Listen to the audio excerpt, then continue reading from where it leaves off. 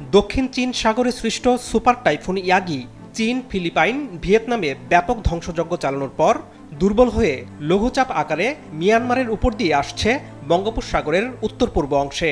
আবহাওয়া অফিস জানিয়েছে, আগামীকালের মধ্যে সিস্টেমটি বাংলাদেশের চট্টগ্রাম, বরিশাল উপকূলের সাগরের অংশে আসবে এবং পরে শক্তি বৃদ্ধি করে সুস্পষ্ট লঘুচাপে পরিণত হতে পারে।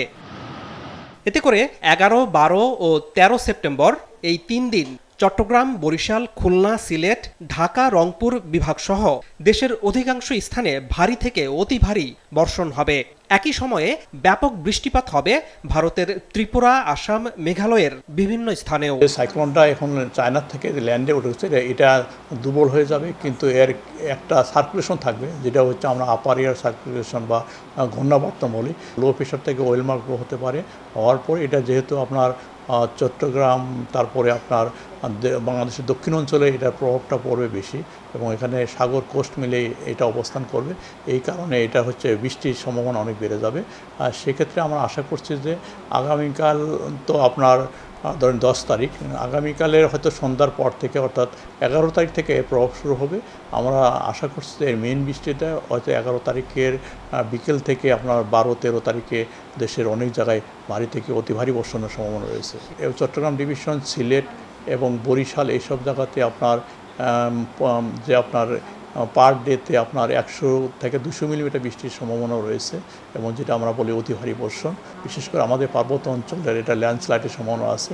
চট্টগ্রাম ডিভিশন এবং ত্রিপুরা এবং হচ্ছে আপনার ফেনী, কুমিল্লা এইসব জায়গাতে আপনার বড় ধরনের বৃষ্টির সম্ভাবনা রয়েছে। এইসব জায়গাতে আপনার 100 থেকে 200 মিলিমিটার এখন যে আছে, এটা ভারী বর্ষণের সম্ভাবনা আছে। রাজধানীতে বিশেষ করে 12 তারিখ 13 তারিখে ভারী বর্ষণের সম্ভাবনা রয়েছে। যেহেতু এখন 3 নম্বর আসছে, মনে হয় না এটা তোলা যাবে, যেহেতু এটা ল্যান্ডে উঠে যাবে আজকে, কিন্তু যেহেতু পিছনে আর একটা আছে, আর যেহেতু একটা এই গভীর নিম্নচাপ ল্যান্ডে ওঠার পরে প্রেশার গ্রেডিয়েন্ট থাকে, এই কারণে সাগর উত্তাল থাকে, আর বিশেষ করে মাছ ধরার নৌকা, ট্রলার এগুলো অনেক সময় ডুবে যায়। এক্ষেত্রে আমাদের এটা কন্টিনিউ করতে হবে, আগামী আরও 2-3 দিন এই সিগন্যালকে কন্টিনিউ করতে হবে। ভারতের আবহাওয়া অধিদপ্তরও 3 দিনে 7 সিস্টার্স নামে পরিচিত এলাকাগুলোতে ভারী থেকে অতি ভারী বৃষ্টির আভাস দিয়েছে।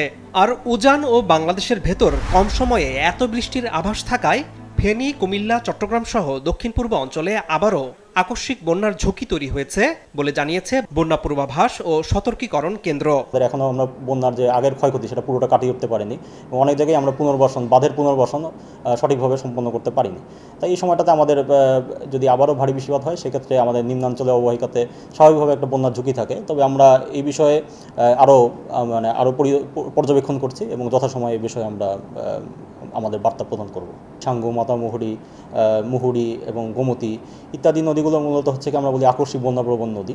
তো এই নদীগুলোতে আসলে যে আমাদের যে পূর্বাভাস, সেটি মূলত হচ্ছে কি আমাদের যে মডেল ভিত্তিক পূর্বাভাস অনুযায়ী আমরা বিভিন্ন নদী অববাহিকাতে 5 দিন পর্যন্ত পূর্বাভাস করতে পারি এবং প্রধান নদী অববাহিকাতে 10 থেকে 15 দিন পূর্বাভাস আমাদের প্রাপ্তিযোগ্য।